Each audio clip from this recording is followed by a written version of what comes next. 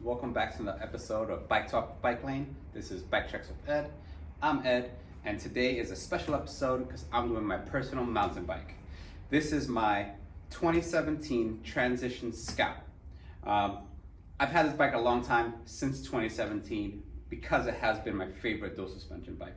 I've ridden a lot of mountain bikes out there, and this guy just feels right.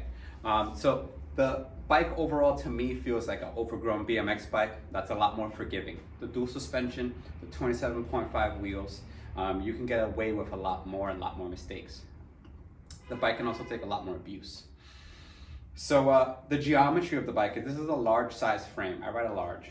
The geometry overall of the bike is very tight. So even though it's a large, the top tube is very short. The head angle is not so steep, it's about 62 degrees. And then the rear end is also very tight, so it's really easy to throw this bike around. It's really great for jumping, really great for pedaling around. You can take this thing to your mountain and you can rip it. I've done a little bit of everything on it. The bike's been taking it no problem. This is the full aluminum frame. The bike also comes in a carbon version.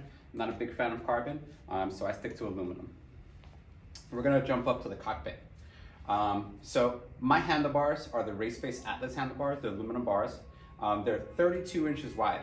It's a really wide bar. What you're really looking for in a handlebar is really about shoulder width, so you can be comfortable. You don't want to be overstretching. But I like a really wide bar because it gives me a lot of bike control. I really like to feel the planted firmness of it, and it gives you a lot more control as far as like turning and weaving around. You can kind of weave it through faster. But you know, there are times where you have to get between some obstacles, get between some trees and whatnot. You might have to turn your bars to get through there, but I manage. So the Race Face Atlas bar that I have has a 1/2 inch rise, has no back sweep, and that to me feels great. Bar, back sweep, up sweep, everything about that is just preference. So you kind of have to ride different style handlebars and different components just to see what you like. I also have a very short stem on here. I have the Race Face turbine stem. It's a 7000 series aluminum stem, so it's a machine stem. It's actually a very nice stem, and it's a 35mm reach. I remember I had a 50 on here, and I felt like a completely different bike. Shorter stem also gave this bike a lot more control.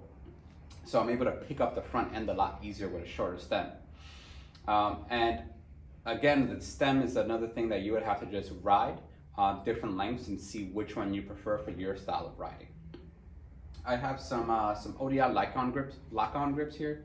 I mean, grips aren't that super serious. If you're riding with gloves most of the time, you won't really feel them. But there are different widths now, so I ride the shorter version, but you can get like extra long grips, so you have plenty of different kind of settings on here. And I have Shimano XT brakes. My XT brakes, I run them with the Pro Gap, so I have about a 2-inch gap in between my grip and the brake lever itself and the clamp where it clamps to the handlebar. So I use a single finger on my brake levers. You also want your brake levers kind of set low. So you want to set to the position so the train pass. You want to set to a position where you don't have to reach down when you're riding. You can kind of have your arms and wrists straight. So a lot of people will set the brake levers up and you'll be reaching like this, and it's really bad for jumping or getting on obstacles because you're going to put a lot of pressure on your wrist and you can hurt yourself. So you really want to kind of set it in a neutral position where your arm and your wrist are straight. And then I also spaced out my shifter. So I have plenty of space. It's just a thumb shifter. It's just single finger. So I spaced it out. So when I'm riding with my single finger, I can just reach my thumb over and press it. Same thing with my dropper post lever. My shifter is 11 speed, the SRAM XO1. And my dropper post lever is the Wolf Tooth turbine lever. They come in 2 different sizes. They come in the short and the long. I have the longer one, and I spaced it out pretty far also. So it's just a single thumb, so I made sure that there's plenty of space between me and the lever. And dropping down to the front, I have the RockShox Pike. This is 140 millimeters travel. It's actually a great fork. The Pike is one of the most popular forks because it's known to just take a lot of abuse. Mine is about due for a rebuild. Hey Blake. It's Blake, guys. But overall, I have no complaints over the fork. The fork performs really well. It's really smooth. It can take lots of abuse. It's 110 by 15 spacing up front. On that, I have my Formula hub, which came on my Cannondale and my Habit that I previously mentioned. Oh yeah, I mentioned that in my bloopers. Before this, I had a Cannondale Habit, which was my first trail bike ever. And I built this bike up from the frame up. The only thing I kept over from my Cannondale was my wheels, except for the back hub. I ended up switching the back hub. But this is the original Formula rim that came on it. It's a 35 millimeter wide rim. It's 6000 series aluminum, DT Swiss spokes, and it has a Formula hub, sealed bearing. It comes with a max, so it's actually a pretty nice rim. I have had no reason to upgrade it. They could take lots of abuse, and they've been serving me well.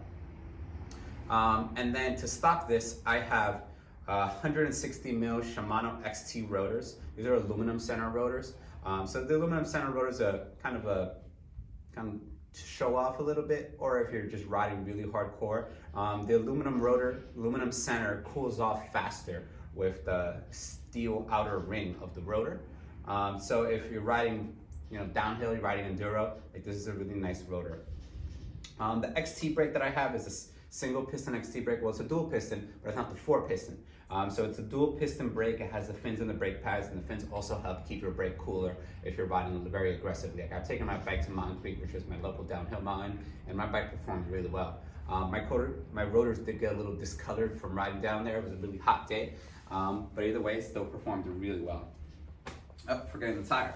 Up front, I ride a Magic Mary. It's a 2.35 tire. It's a very bulky tire. It's kind of like an overkill tire almost, but I run my tires pretty low pressure. I ride usually around 30, sometimes 32 pounds. But this tire gives you a ton of grip. I've never slipped out on my tires. I also have a Scott Gambler, which is a downhill bike, and I ride Magic Marys on there as well. I'm kind of a big fan. Jumping in the back though, I did switch it up. I have a not a Magic Mary, a Knobby Nick. It's a Schwalbe Knobby Nick tire. This is a 2.3. The Knobby Nick just has smaller tread on it, so it's easier to pedal. I don't really slip much on it either. It's still a very grippy tire. The knobs are pretty spread out. Overall, I'm a big fan. And then we're jumping back to the back rim here. So the back wheel is the same Formula wheel, 35 millimeters wide. I'm running both my tires tubeless, except for the back I had to put a tube in it because my tire ripped. I stitched it up, patched it up, but it still didn't hold, so I ended up putting a tube in the back. But the rim is the same 35 millimeter wide rim, and 6000 series aluminum DT Swiss spokes. But in the back now, I upgraded my hub. I have Industry 9 Hydra hub. So it's a super high engagement hub. It's loud. Like, this is a fairly new hub. I've had it for about 2 months now. I haven't really properly broken it in. But as you keep riding, it actually gets louder. I did open up the hub just to see it. 6-paw engagement, and each paw has a separation of like 2 teeth up top. So that's what gives that really high engagement and that kind of loud buzzing sound. I'm not a huge fan. I mean, it's a nice hub, but in reality, it's kind of overkill. It doesn't really give me the performance that I expected it to. It's $550 MSRP. It rides really smooth, it rides really nice, but the engagement kind of slows me down a little bit, so lower engagement does ride a lot smoother. But overall, I'm happy. It rides nice. I have the same XT brake in the back, dual piston with the fins, same aluminum center Shimano rotor in the back. Jumping to my drivetrain here. As I mentioned before, I have the SRAM X01 shifter 11-speed. I have the SRAM X01 11-speed short cage rear derailleur. And then I also have a 1042 spread on the back. So this is an XD driver. Ton of different drivers now, ton of different bottom brackets, way too many to keep up. If you're having a hard time figuring out what you need for your bike, you definitely head over to your local shop, have them give you a hand. But 1042 in the back with a 28 tooth sprocket in the front gives me plenty of range. I never find myself bottoming out. I never find myself on the 1028 having to need more speed, and I never find myself on the 4228 having to get a little softer. So this is kind of like the perfect ratio for me. Not a lot of people run 28s, most people run 30 or 32s, but I've also just played around with it and had different sprockets. So now I know what I like, at least for this setup, and the 28 really works well for me. And I have the Raceface Atlas pedals. These pedals, I ride with platform pedals. I don't ride clipped in. A lot of people ride it clipped in, especially for trail or downhill. But I like throwing my bike around, throwing myself around, and I like having the option of, if I'm gonna bail, I can catch myself easily, and doing tricks with my feet, doing some no-footers and some can-cans, and kickflips. Kickflips are really cool, BMX trick. But the Raceface Atlas pedal is a sealed bearing aluminum pedal, and it's a kind of a medium-sized pedal. It's not large, it's not really small either, but it has a ton of grip on here. You have 1, 2, 3, 4, 5, 6, 7, 8, 9, 10 removable pins on each side, which give you plenty of grip. I've never slipped off these pedals. If anything, I've been caught on the pedals trying to take my feet off. But overall, I'm really happy with my Atlas pedals. I've gone through a lot of different pedals, and these are the grippier, smoother pedals that I've ridden. On those pedals are the Raceface Effect cranks. They're 6000 series aluminum cranks. It's a 2-piece crank. The other side of the spindle is hollow, and there's bolts on here on the drive side. Pretty simple crank. I ride 175 millimeter length, and the crank arm length does make a huge difference. If you ride a 170, 175, nobody really makes 180s. But a shorter crank arm is going to come around faster, a longer crank arm is going to take a little longer to come around. So it really depends on what you want to get out of your drivetrain and style of riding that you're riding.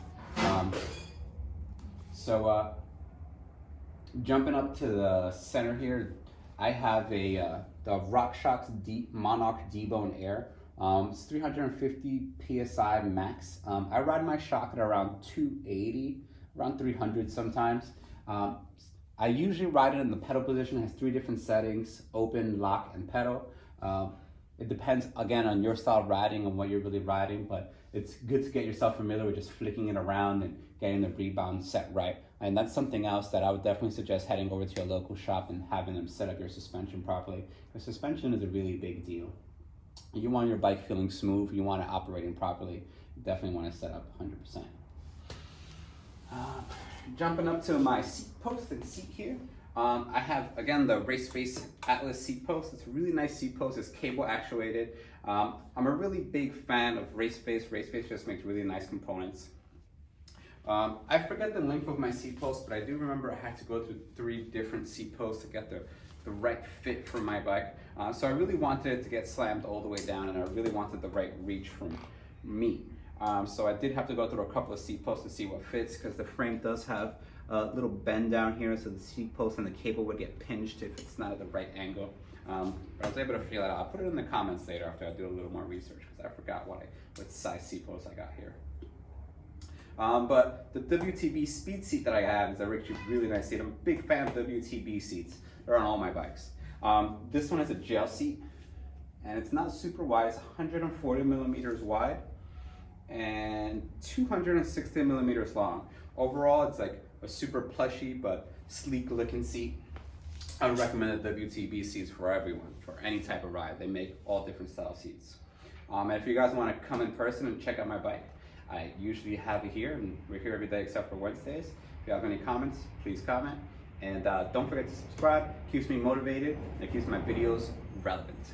Thank you guys, and check us out later.